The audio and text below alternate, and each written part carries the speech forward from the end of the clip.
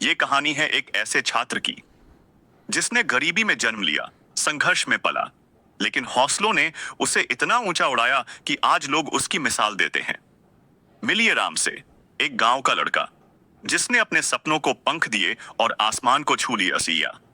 यह कहानी है राम की, एक छोटे से गांव के साधारण परिवार में पले बढ़े लड़के की, जिसने गरीबी और अभावों के बावजूद बड़े सपने देखने की हिम्मत की।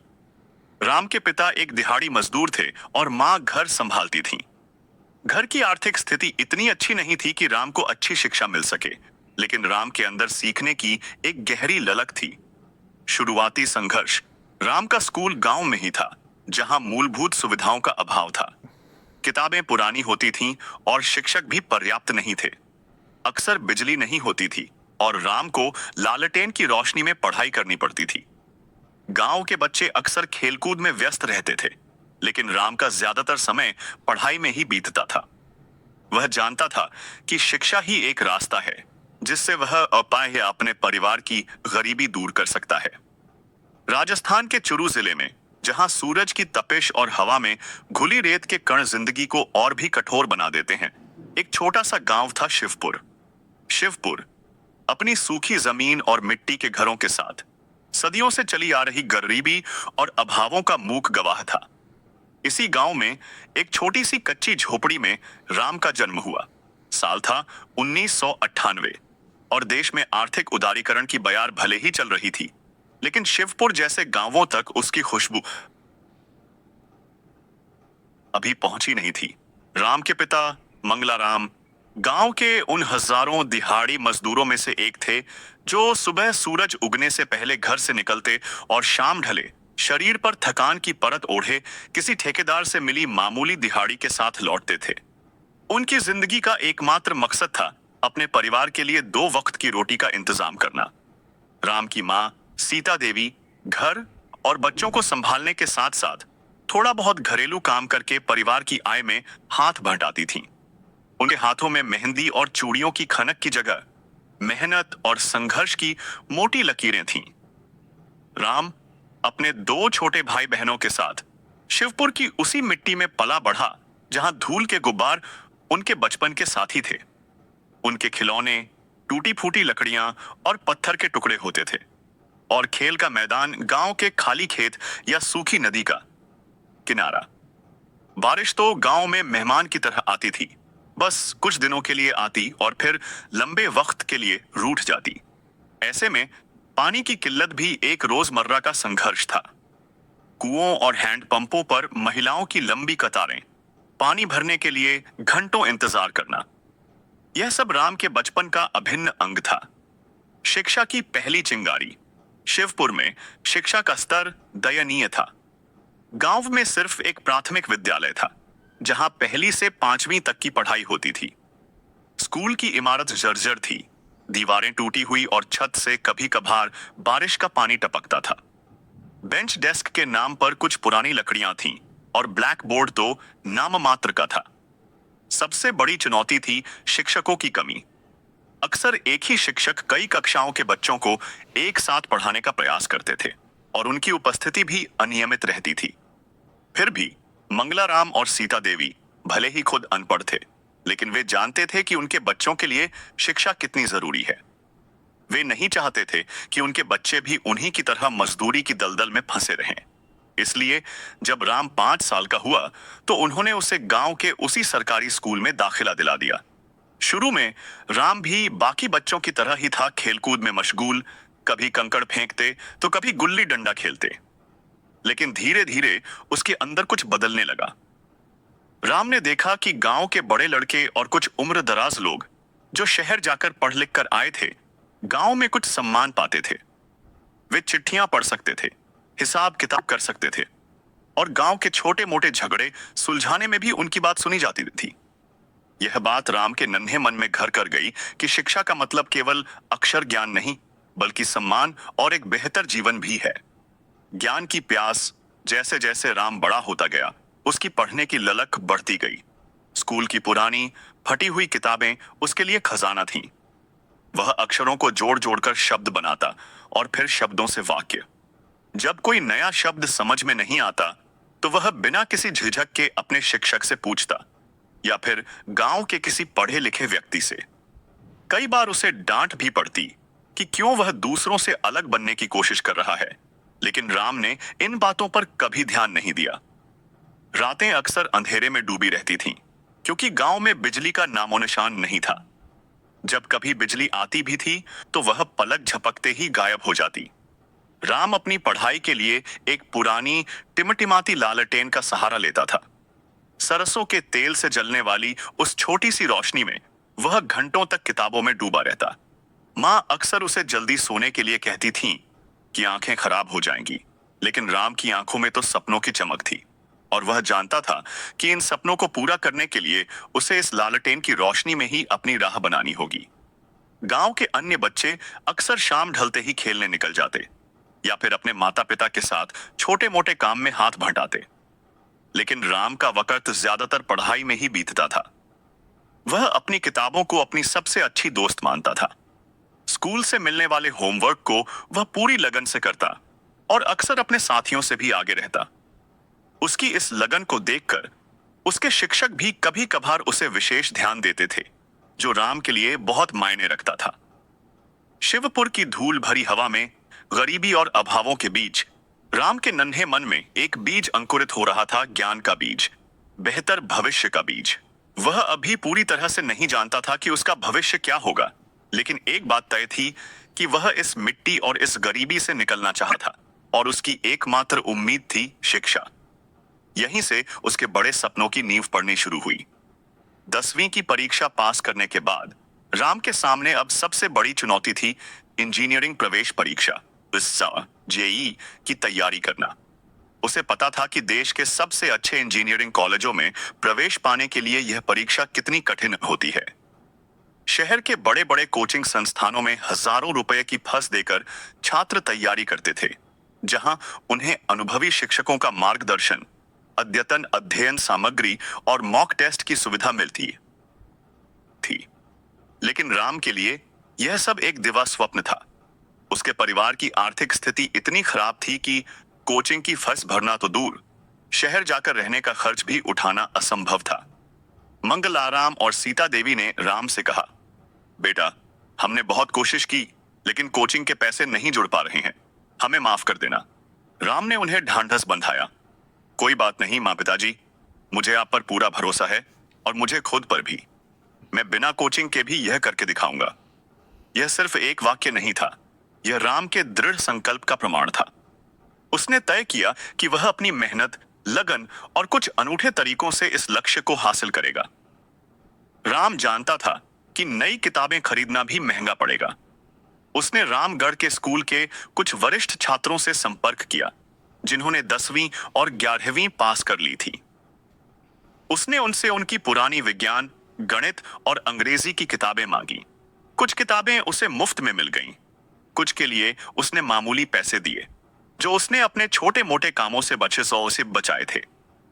ये पुरानी, अक्सर फटी हुई किताबें ही उसकी सबसे बड़ी संपत्ति बन गईं। कोचिंग के मॉक टेस्ट नहीं थे, तो राम ने पुरानी परीक्षाओं के प्रश्न पत्र ढूंढे। वह तय समय में उन पेपर्स को हल करने की कोशिश करता, गलतियों को पहचानता और उन्हें सुधारने पर काम करता। यह उसकी तैयारी का सबसे महत्वपूर्ण हिस्सा था, क्योंकि इससे उसे अपनी कमजोरियों का पता चलता रहता था। माँ सीता देवी, जो अक्सर देर रात तक राम को लालटेन की रोशनी में पढ़ते देखती थीं, चुपचाप उसके पास आती, उसके सिर पर हाथ फेरती और कभी कभी आंखों में आंसू लिए उसे देखती रहती। वह जानती थीं कि उनका बेटा कितनी बड़ी जंग लड़ रहा है। कभी कभी वह राम के लिए गर्म दूध या थोड़ी सी गुड़ की भेली ले आती, ताकि उसे शक्ति मिले। यह छोटा सा सहारा राम के लिए प्रेरणा का सबसे बड़ा स्रोत था। राम ने अपनी इस यात्रा में कई रातों की नींद, कई दिनों का आराम और कई सुख सुविधाओं का त्याग किया। उसके हाथों में किताबों के पन्ने पलटते पलटते उंगलियां काली पड़ जाती थीं और आंखों के नीचे काले घेरे पड़ गए थे। लेकिन उसकी आंखों में अभी भी एक चमक थी, सपनों को साकार करने की चमक। वह जानता था कि यह संघर्ष ही उसे उसके लक्ष्य तक पहुंचाएगा।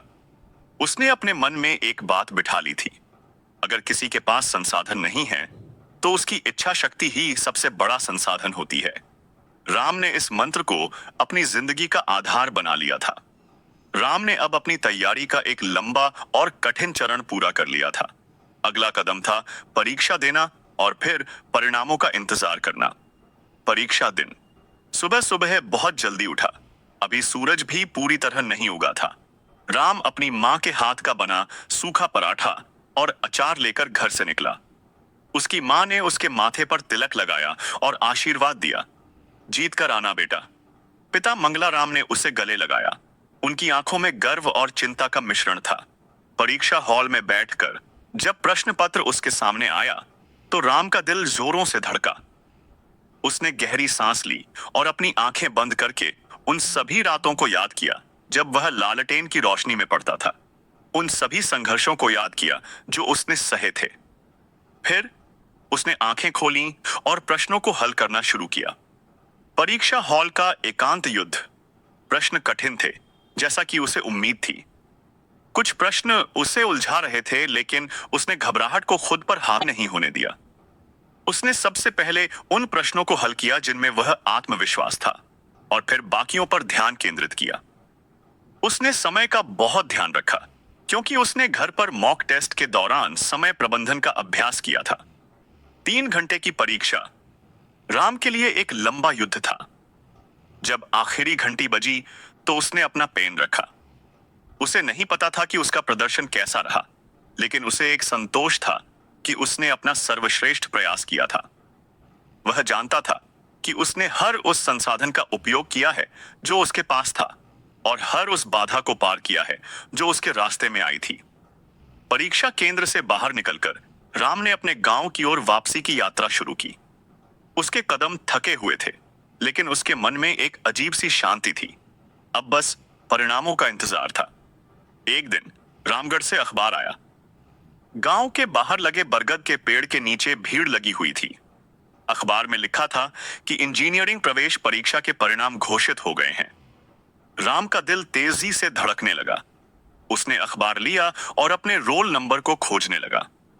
उसकी आंखें पंक्तियों पर दौड़ रही थीं और एक एक पल सदियों सा लग रहा था। और फिर उसकी नजर अपने रोल नंबर पर पड़ी।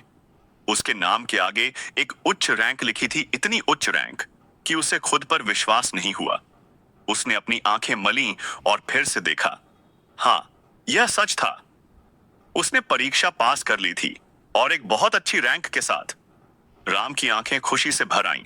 वह चिल्ला उठा, पिताजी, माँ, मैं पास हो गया, मैं इंजीनियर बनूंगा। गांव में जश्न और नया सम्मान। राम की आवाज सुनते ही मंगलाराम और सीता देवी दौड़े आए। जब उन्होंने अखबार में राम का नाम और रैंक देखी तो उनकी आंखों में भी खुशी के आंसू आ गए। मंगलाराम ने राम को कसकर गले लगा लिया और सीता देवी ने उसे बार बार चूमा। उनका बरसों का संघर्ष, उनकी रात रात भर की प्रार्थनाएं, सब आज सफल हो गई थीं। अच्छी रैंक के कारण राम को देश के एक प्रतिष्ठित राष्ट्रीय प्रौद्योगिकी संस्थान NIT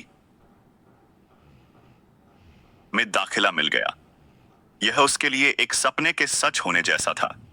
एडमिशन की प्रक्रिया पूरी करने के लिए उसे शहर जाना पड़ा। उसके पिता ने कुछ रिश्तेदारों से उधार लेकर और कुछ दिन मजदूरी करके उसके लिए कुछ पैसे इकट्ठा किए। जब राम ने पहली बार उस भव्य कॉलेज के परिसर में कदम रखा तो उसे लगा जैसे वह किसी और दुनिया में आ गया है। आधुनिक इमारतें, प्रयोगशालाएं, हरियाली भरे लॉन और देश के कोने कोने से आए होनहार छात्र, यह सब उसके लिए एक नया अनुभव था। उसे एहसास हुआ कि यह केवल एक कॉलेज नहीं, बल्कि ज्ञान और अवसरों का एक विशाल समुद्र था।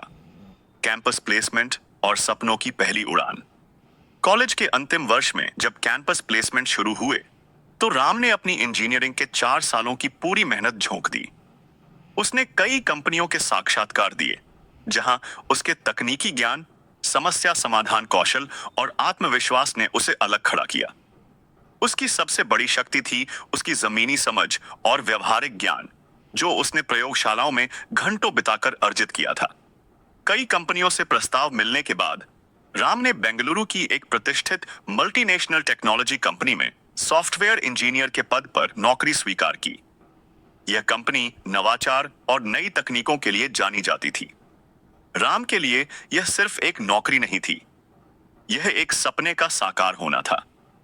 उसने शिवपुर की उस लालटेन की रोशनी से लेकर बेंगलुरु के चमकते शहर तक का सफर तय कर लिया था। जब उसने अपने माता पिता को फोन पर यह खबर दी तो उनकी आवाज में खुशी और गर्व साफ झलक रहा था। मंगलाराम ने कहा, बेटा, तुमने हमारा सिर गर्व से ऊंचा कर दिया। हमने कभी सोचा भी नहीं था कि हमारा बेटा इतनी बड़ी जगह पहुंचेगा। सीता देवी की आंखों में खुशी के आंसू थे। कॉरपोरेट जगत में प्रवेश और नई चुनौतियां। बेंगलुरु में राम ने कॉरपोरेट जगत में प्रवेश किया। यह एक बिल्कुल नया अनुभव था। बड़ी बड़ी इमारतें, अत्याधुनिक कार्यालय और दुनिया भर से आए सहकर्मी। राम ने अपनी पहली नौकरी में ही अपनी मेहनत और सीखने की इच्छा शक्ति का परिचय दिया। वह नए नए प्रोजेक्ट्स पर काम करने लगा, जटिल समस्याओं का समाधान करने लगा और अपनी टीम का एक महत्वपूर्ण सदस्य बन गया। राम हमेशा सीखने के लिए उत्सुक रहता था। वह नई प्रोग्रामिंग भाषाओं को सीखता, अत्याधुनिक तकनीकों पर काम करता और अपनी कंपनी के लिए महत्वपूर्ण योगदान देता।